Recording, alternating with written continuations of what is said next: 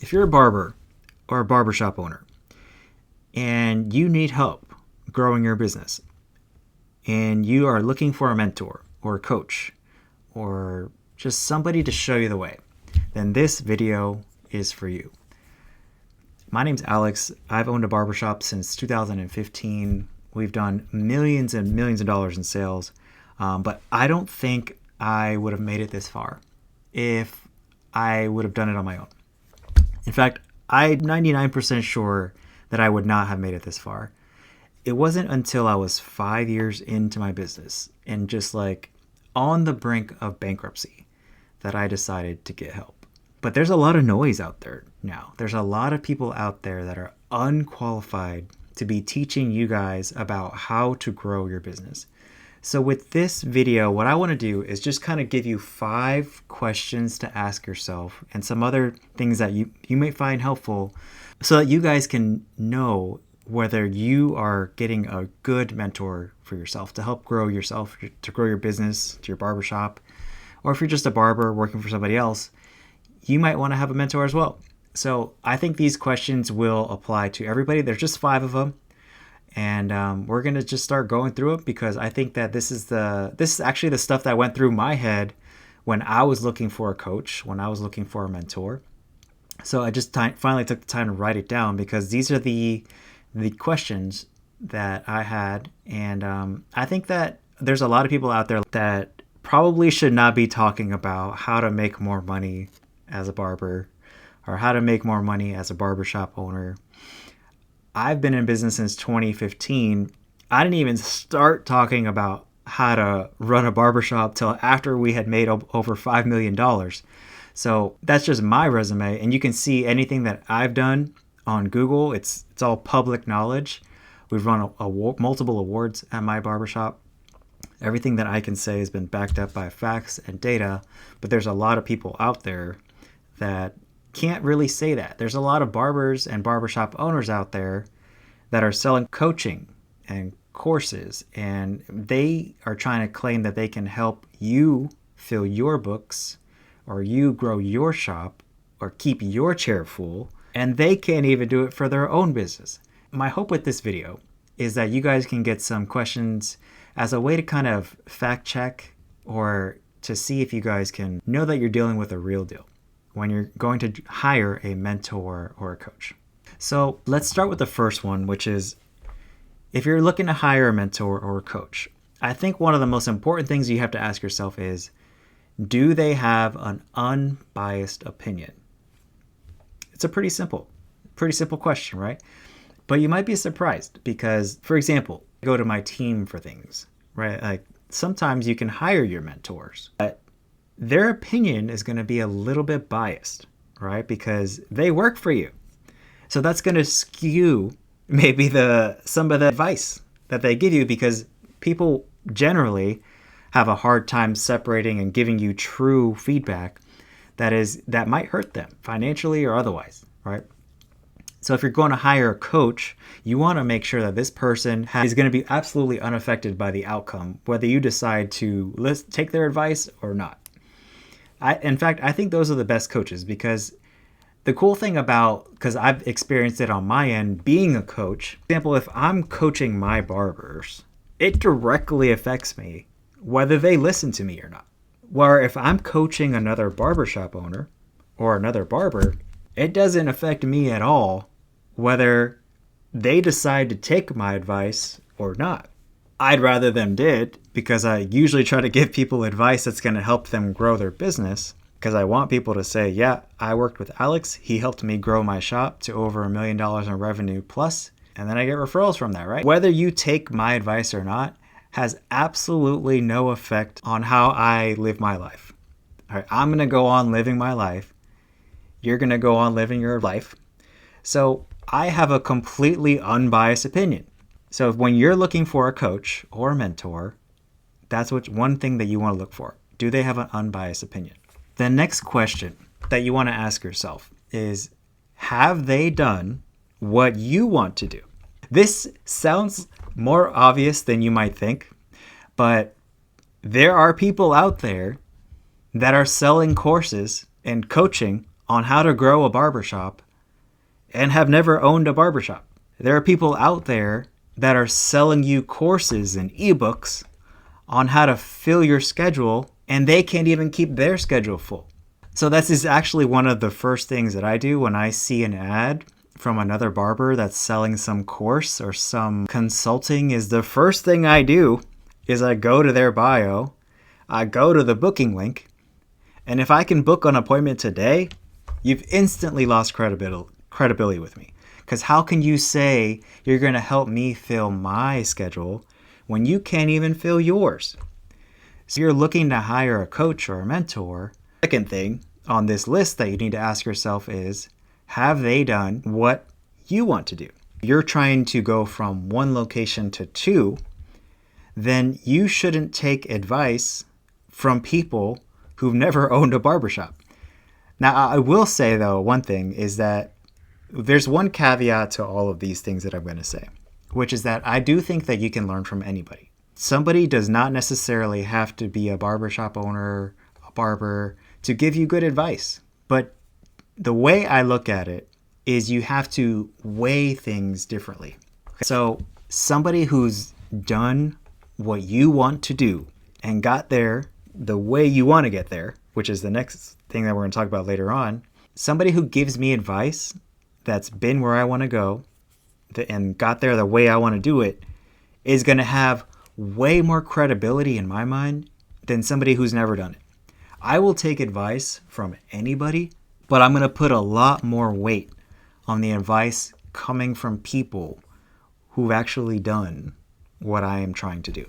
So I only hire mentors and coaches and buy books from people that have actually done the thing that I'm trying to accomplish. So that's question number 2. Have they done what you want to do? The next thing is, have they been where you are? Okay, here's an example of what I mean by this. Maybe somebody has a barbershop, a very successful barbershop, but they inherited it from like their dad or their mom, right? So they never experienced what the grind was like to get from nothing to successful barbershop, because it's actually the in-between, the pain of getting from zero to fully booked successful barbershop. That's what I think makes the best coaches and mentors.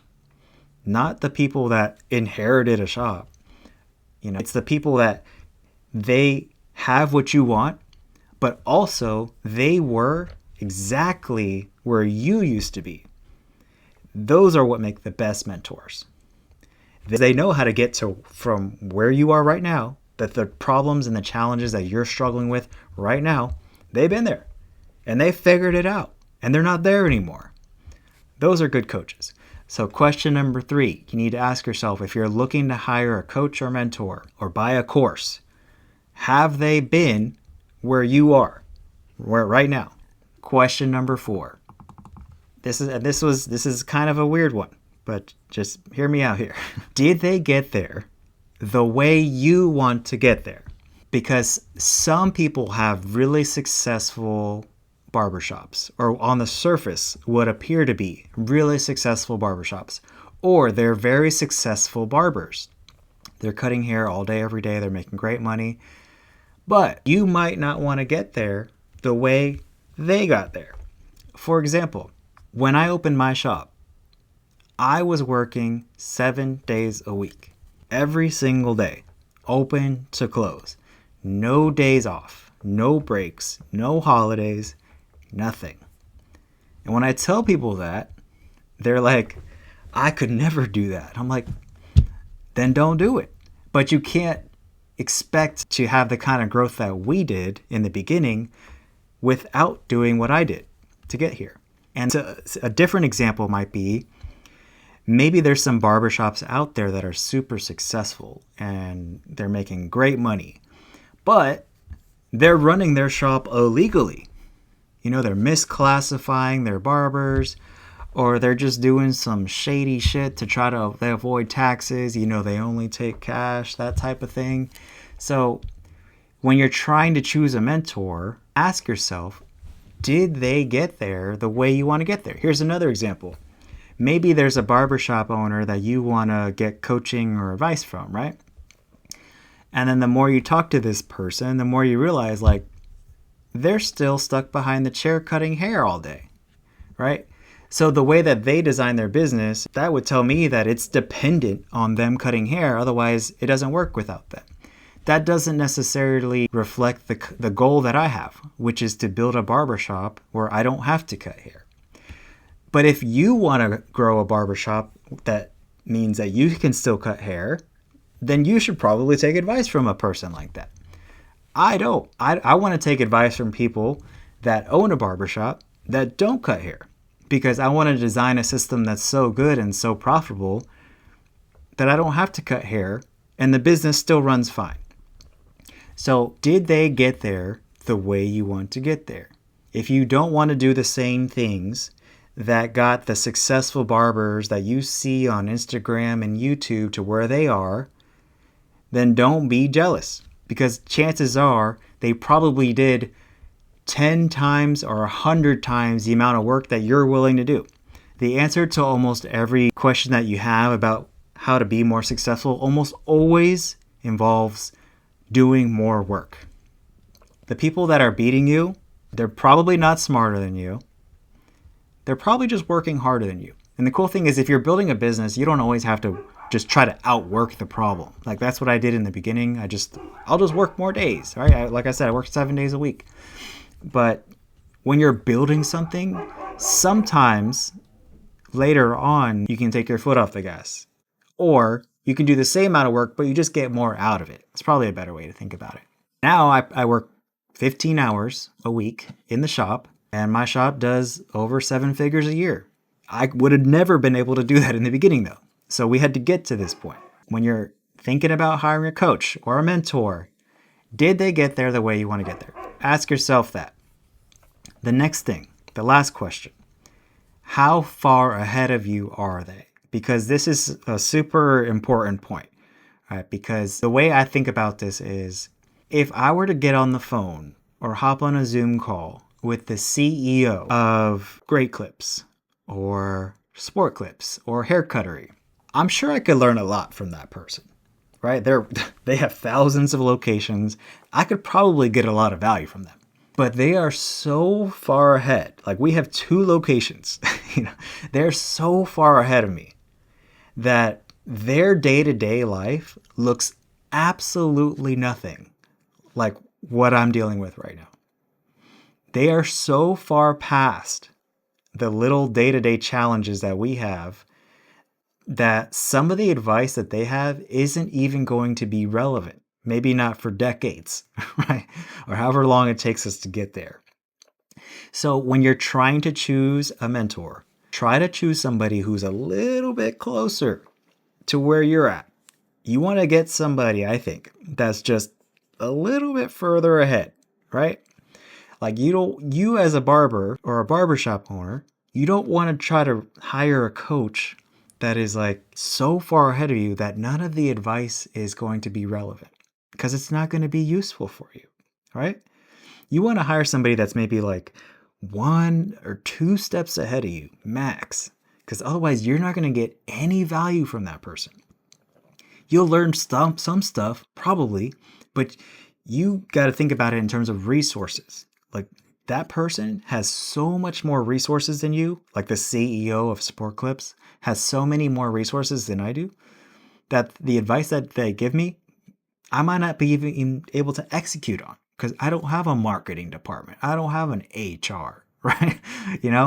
I don't have 1,000 locations so I can roll out this test at 100 of them. You want to go to people that are 1, 2 steps ahead. Like I have multiple coaches right now, multiple mentors. One of my mentors has 20 locations. So that's pretty significantly far ahead of where I'm at, 10 times bigger, right? But it's not like 1,000. Does that make sense? So, and he's absolutely checked every single box on this list. He has an unbiased opinion. He don't give a shit if I listen to him or not. He's still getting paid either way. He's absolutely done what I'm trying to do. Definitely trying to get to 20 locations. He's absolutely been to where I where I am right now. He started with 0, right? And then he got there the way I want to get there. All of his barbers are employees. They all get benefits, and we run our shops very similar. See, I won't take advice from somebody who runs their shop illegally, because I run my shop according to the law.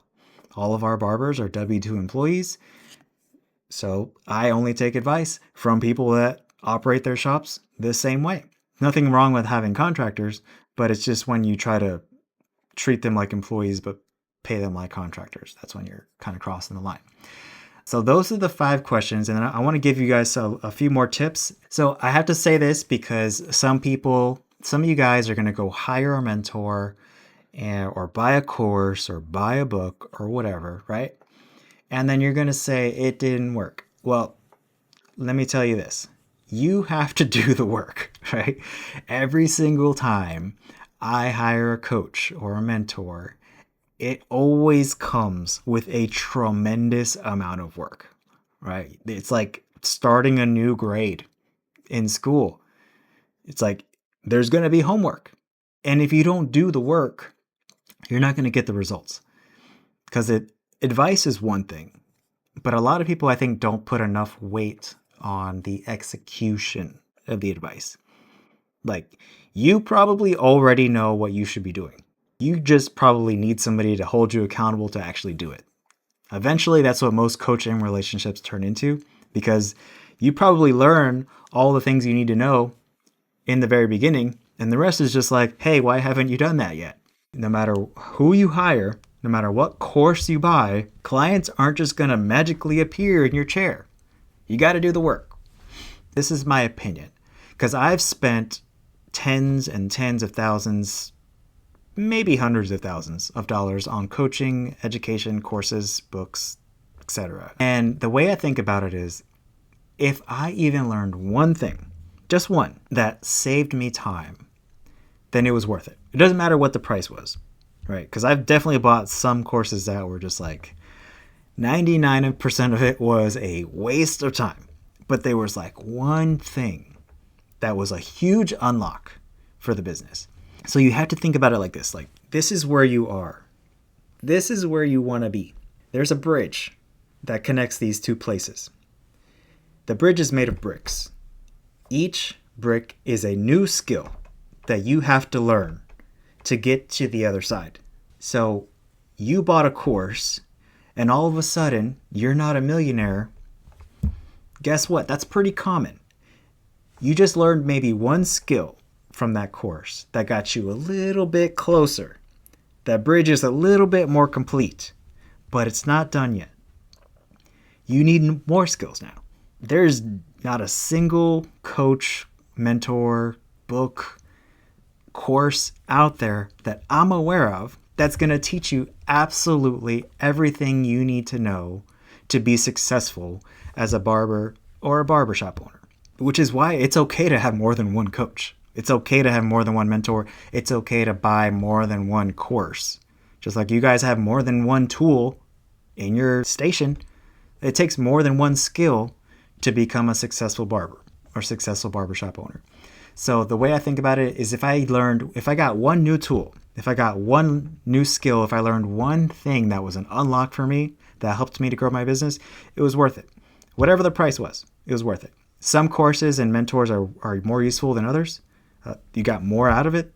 But if I even learned one thing, it was worth it.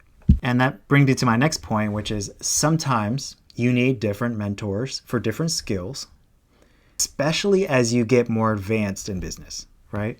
So you might, in the beginning, just need like somebody to show you everything, right? Because you know nothing, right?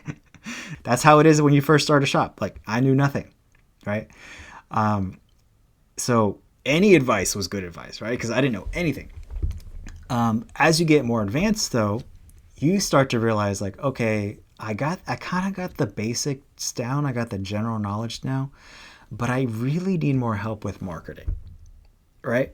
So then you find somebody who's like, that's all they teach is marketing. And then it's like, okay, I'm getting help there, but now I need help with recruiting and hiring, right? So I'm like, let me find a mentor that can teach me that, right? Because like I said with the last point, it's very rare that you're going to find one person that can teach you everything, right? So sometimes you need multiple mentors to learn different skills because they're specialists at that one thing, right? Or you need this person was great to get you to this point, right? And the same thing happens with employees. If you own a barbershop, sometimes, you have barbers that are great in the beginning, and then as the business grows, it's like they're not that great anymore, or because the standards have risen, right? Or the business is starting to grow and they're not growing, right? The business can only grow if the people inside of it are growing. So you might need mentors at different stages of the business too. Like, I'm pretty confident that I can help any barbershop owner that is starting out get from 0 to $1 million in revenue, because I've done that. I don't know how to get you from 1 million to 10 million, and I won't claim to until I've figured that out. And then I'll start claiming it, right?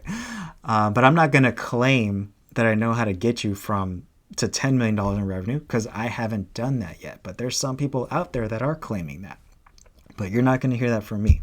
Not until I've done it and I can show you the receipts. Sometimes you need different mentors. So maybe you need somebody that can get you from 0 to 100,000 a year in revenue, and then from 100,000 to $1 million. And then you need another mentor that can get you from $1 million to 10 million, right? That's what I'm currently working on. I'm trying to get from 1 million to 10 million.